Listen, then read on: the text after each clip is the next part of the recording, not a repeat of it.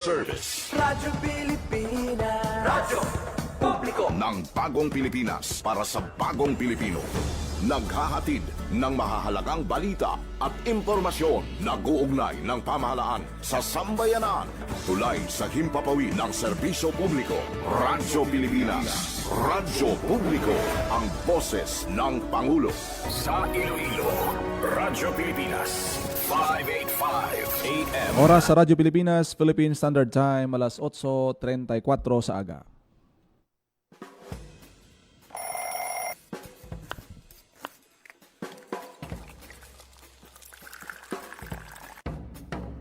Aga sa Iloilo. Masako.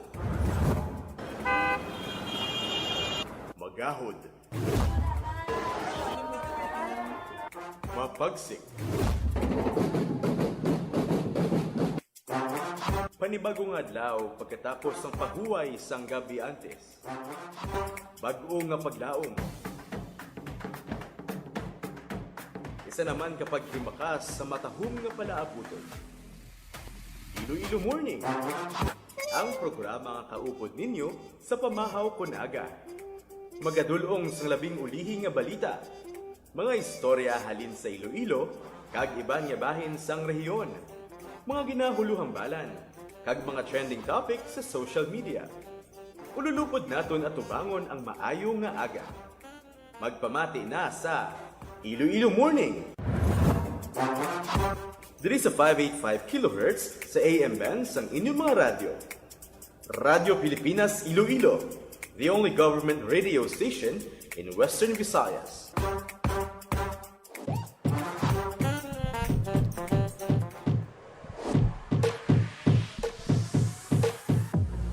Mayong aga Pilipinas, good morning Western Visayas. Welcome sa Iloilo Morning Program. Subong adlaw sang Miyerkules, Marso 4 na kita, tuig 2026. Good morning, Ems. Good morning, Jen. Good morning man sa mga tagpalapatin naton nga nagatutok sa ilang nga radyo kag sa aton nga Facebook Live, no?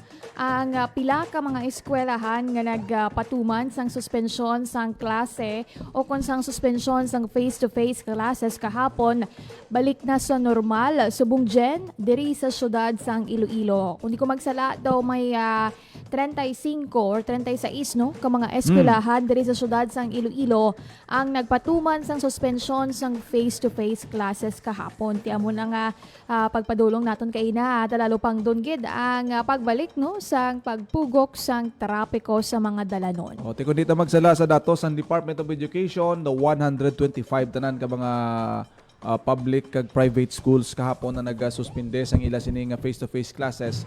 Kasunod sa ang aton nabatyagan nga linog sa nadigad nga 4.8 ang magnitude niya. Subong back to normal na pero may mga may mga inspeksyon na ginpatigayon kay tigin na encourage kids ang Office of the Civil Defense Region 6 ang mga LGUs, mga Local Disaster Risk Reduction Management Office naton nga sikyaron ang mga infrastructure nga ara sila sini nga jurisdiction himuan sang report kung may mga damages ti so far diri sa may Iloilo City mga dalagko ta nga building halimbawa sang City Hall, Capitolio daw wala man gid sang dalagko nga mga damage no Structural damage. Wala man so hopefully hindi na magtay og paliwat para nga smooth na kita sa aton nga mga daily activities. Balik normal na ang tanan, no? Balik naman normal ang mga masako nga mga transaksyon. Balik naman ang transaksyon, no? Kag kahapon sa City Council, no? Madamo sa mga ginduso, no? Kag isa na sa ni Jen, no? Ang controversial nga pay parking, no? Nga ipatuman sa duha ka merkado publiko ang Iloilo Terminal Market kag ang Iloilo Central Market, no? Kahapon na aprubahan ang or gin-endorse no sa sa kay Vice Mayor Love Baronda ang ining ordinansa urgent matter no ang ining proposal nga mapatuman sang pay parking policy sa duha ka merkado publiko partikular sa ilang rooftop parking space no. So kung madumduman sa mga kauturan naton ang Iloilo Terminal kag Iloilo Central Market last year lang ina nagbukas no kag ang rooftop parking ti subong libre ina nga ginatanyag sa mga kauturan naton nga nagapaninda dira no. Pero ang ini nga proposal wala pa man ini Jen ang ining ordinansa. Actually, wala pa gani isang rates no. Kung Oo. pila ang rates. Pero amo sina ang lauman sa mga kauturan naton nga once nga maaprubahan ang ining ordinansa pagapatuman sang pay parking policy dira sa may rooftop parking sang duwa naton ka public markets. Oh, ti bago inaaprubahan kag maging subject sang deliberasyon pag aprobar sang mga miyembro sang sangguniang panglungsod. Dapat may may public hearing ina sa tanan nga mga sectors nga pwede ma-involve. May may committee hearing ina. Di dapat tanan nga mga inugpautwas dira kag mga bintaha kag disbintaha dira na matalakay no bago isumiter para sa approval sang mga miyembro. Di balaan man naton nga ang problema sa parking, ti kuhan gina diya sa Iloilo kay damo-damo sa lakyan. May mga existing paid parking ordinance na kita mo sa mga dalanon. Di diri sa bahin sang aton nga mga merkado publiko nga bag-o gini, bagong human. Bukas. Ti ang pamangkot kun pila no? Pila kada oras. Ti kabay pa nga mangin fair no sa aton sini nga pumuluyo. Kag may mga representation man ang kada sektor dira sa mga nagapangumpra adlaw-adlaw, sa mga nagatrabaho dira. May mga may mga ginatun-an nga mga parametro para nga mabalani kung pila ang mangin rate dira balaan man naton nga daan nga basta balay ra na gani EMS o nagaaso ginang dalunggan sa aton mga kauturan kay syempre mangin magadugang ina sa ila sini nga mga budget, especially kung ikaw yaya kadadlaw gapangumpra ka o dira lapit imo opisina. Kita nawunta no kabay pa nga mangin maalam ang aton sini nga mga miyembro sang sangguniang panlungsod kay elected man na sila sa aton sini nga mga pumuluyo, kabay pa maka-formulate sila sang maayo nga rate kag maayo nga balance nga rate para man sa aton sini nga mga pumuluyo sa syudad sang Iloilo. Amo na galing dyan, no, ang base abi no sa sining ordinansa nga nakuha man nato no. Ang ining pagpatuman sang pay parking igatog yan sa private partner no, unlike ya sa usual naton nga pay parking sa mga dalanon no. Sa daan naton to sang unang office didto sa may bahin sang mapa kag GM Basa do didto sa tubang sang aton nga area may mga pay parking kita. Ang Local Economic Enterprise Office to ya ang nagasukot kung hindi ko magsala do mga around do 25 pesos per hour do amo sinang rate no sa mga salakyan no kung di ko lang ko magsala. Pero ano ayhan kadako or may diferensya bala ang presyo sang pay parking kung ang private partner ang magdumala kay nakabutang gid sa kontrata nga ang private partner nga amo karon ang SM Prime Holdings Incorporated ang ma-operate kag ma-manage sang sining parking space no kag ang income nga makuha na nila itung-an sang Iloilo City Government kag sang private partner. Kumbaga, tunga ay sila 50-50 ang ilang share sa income sa parking space.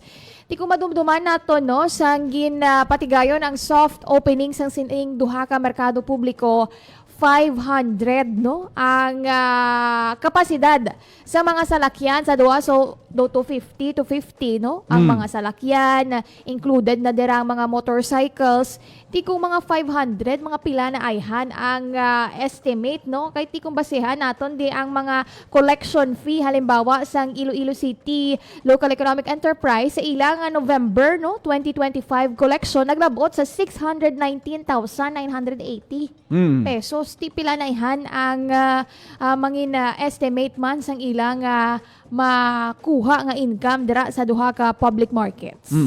So bantayan nato nini kay siyempre ari na ni sa committee EMS kundi ta magsala. Buot silingon nga nakapatigayon na sang committee hearing ang wala pa. So dapat ang representation bala no ang mga sektor nga may mga suggestion kag nagaduso sang kausa sa aton sining mga pumuluyo dapat present gid kamo kag i-make sure sang council nga ara gid sila kay mabalaan naton nga ti daw kung tan-aw naton syempre ang isa sini sa mga posibleng nga mga epekto niya, titiko ng tanan nga mga buildings abi diri sa Iloilo, butang ta pa private abi no. Mag-implement na sang pay parking ordinance, no? Mga mall na to na abi. Sa ulihi magapanukot na ang impact bala sini. So dapat nga matun-an ini sang husto, kay kung base bala magsiling ang kuan ganito, gapanukot sila. Manukot man ta. Kay ti pwede taman gali extra income taman ni. Tagdumduman ko, Jen, no, before pa lang ining ibuksan, amo niya ang pasalig before sang Iloilo City Government ang libre nga parking space sa babaw, no? Sang ginahikot pa lang ang ining redevelopment sang duha ka public markets. Isa gid ini sa mga ginatanya nga may ara sang parking space para sa mga kauturan naton, no? Nga mabakal sang ilang nga baligya. Wala man na kita ya nagaano sa mga private partners naton or malls nga nagasukot ya sang ilang nga parking space, pero siguro i-consider man naton Jed ngang ini duha ka public markets, no, public Public-private market. partnership ini siya, no? So kung tan-awon ta ang sa paghangop naton subong ati mag-ubra kaya sang building abi, no, halimbawa investor ka, mabutang ka sang infrastructure on building mada sa Iloilo City, part na iya ang pag-require sang parking area. Ti karon wala ng pribilehiyo na tani sang sang mga customer mo da nga maka-parking ikaw. Ti kun ang trend subong abi butang ta nga kada patukod mo sang building, no, o kung negosyo may parking area ka. Gina-encourage ka man bala nga magpanukot man sang imong rate. No, do kasubong sina, no.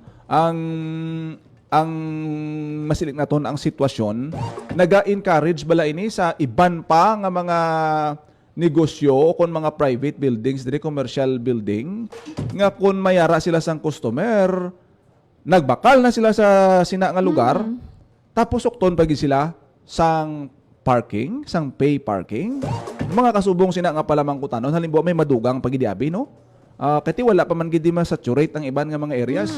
Ti ma-encourage sila, ma-apply man sila. Balaan naton nga ti may mga malls pa subong yung EMS diri sa Iloilo City nga wala man sila gapanukot, no? Libre. Tinga nga kaya nila nga hindi pagsukton ang ining mga motorista kay automatic na nga nagakaon da ang imong nga kliyente, customer mo, May mga transaksyon. mang grocery dira, mangumpra dira.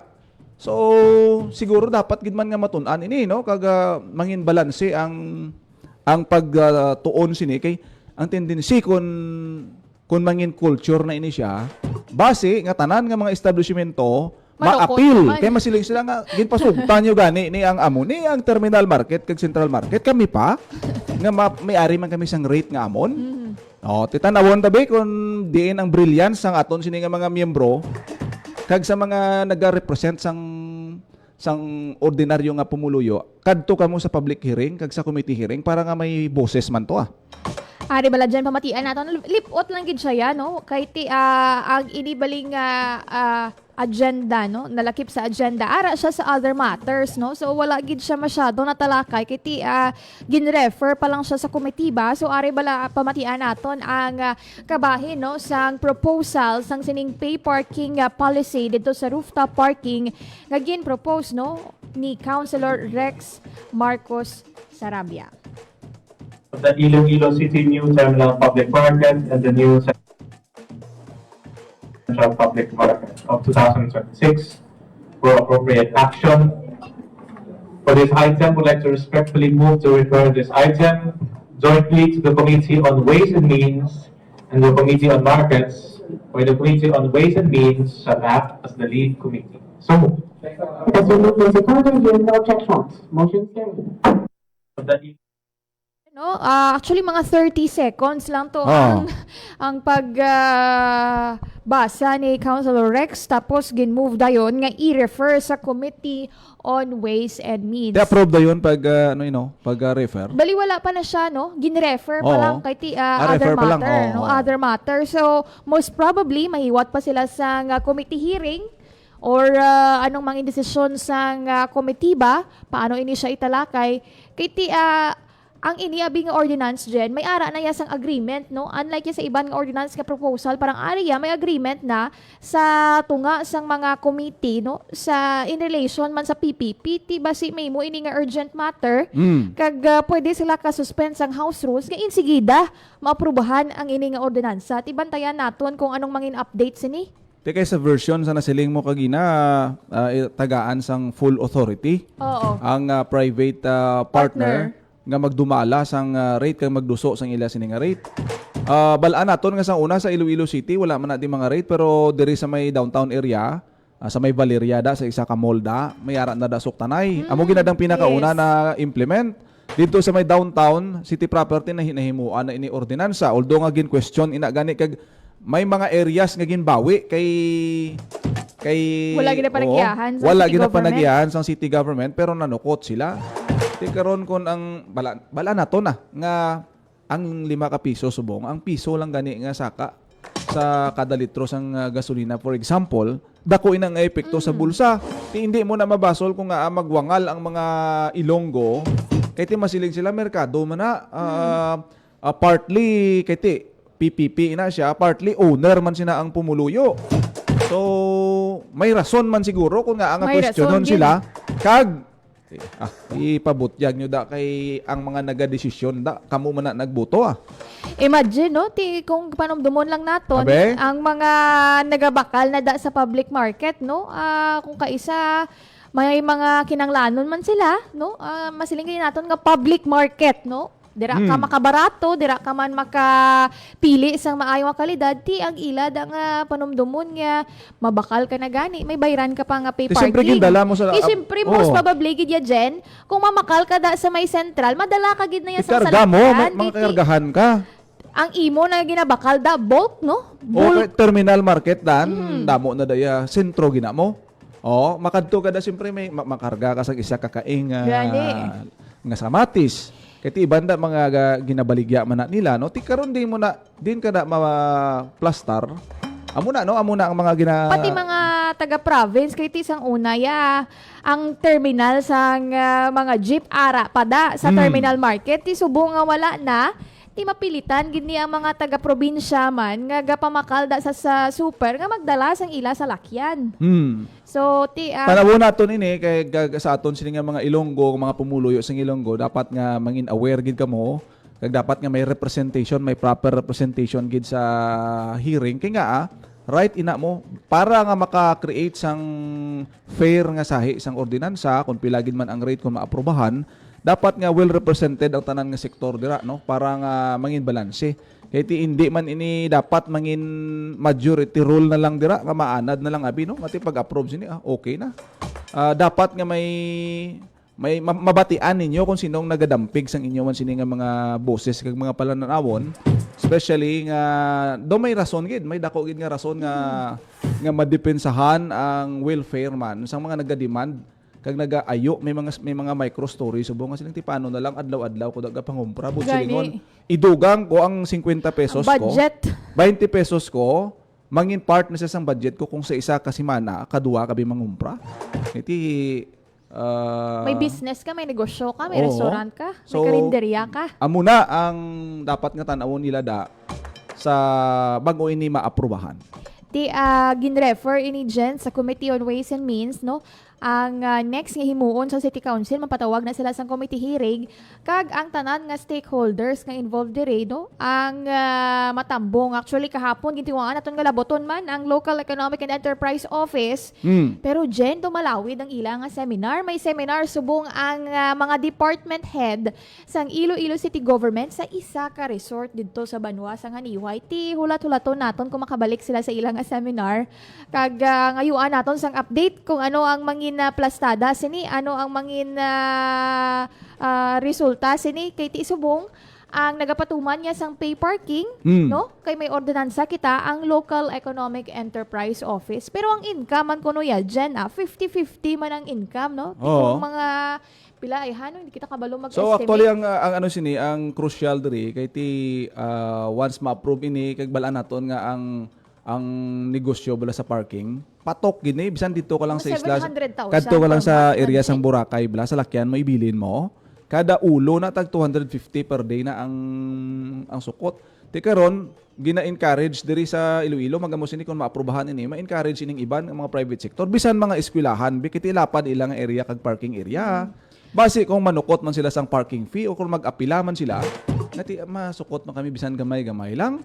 Di may Kag ara na? mag-encourage siya sa mga bulutuan, sa mga May institusyon. mga universities na gapanukot dyan. Oh, amo na ang mabudlay da, no? Kaya dapat nga ma-foresee bala, no? Ang posible mangin impact sini sa aton sini nga mga pumuluyo kay dako gid man ang epekto sini sa budget nila.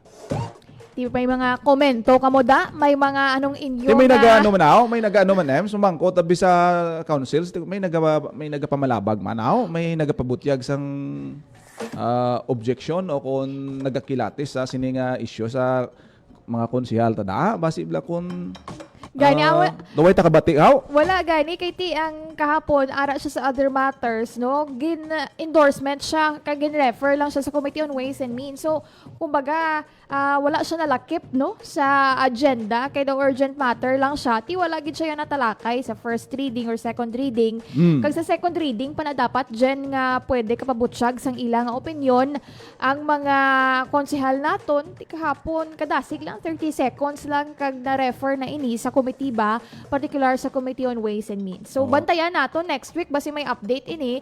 Kag ano man, update man, halin sa mga konsehal kung anong ilang opinion, anong ilang reaksyon sini, kung pabor bala sila, or kung may mga concerns man sila.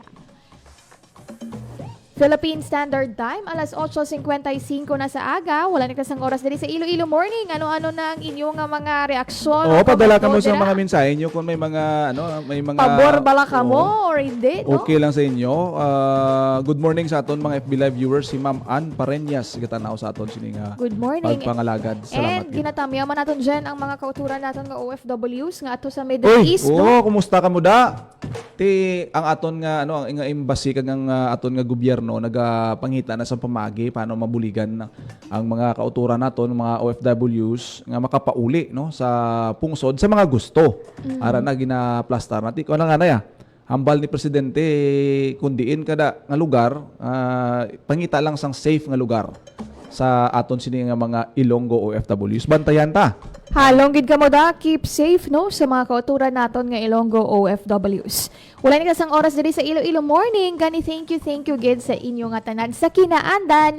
Kami ang inyong alagad. General Baklay, Kag Emerson Sagudo. See you boss diri lang sa Iloilo Morning.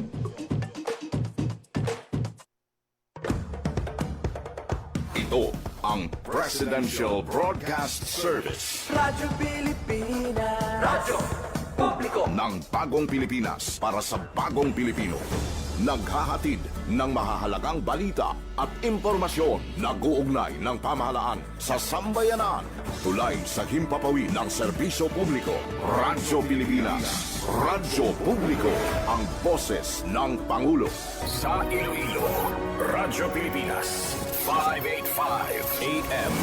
Radyo Pilipinas. Radyo Pilipinas. Report. Itinaas ng Bangko Sentral ng Pilipinas ang halaga ng cash withdrawal na sasailalim sa Enhanced Due Diligence o EDD mula sa 500,000 pesos. Maaari na ngayong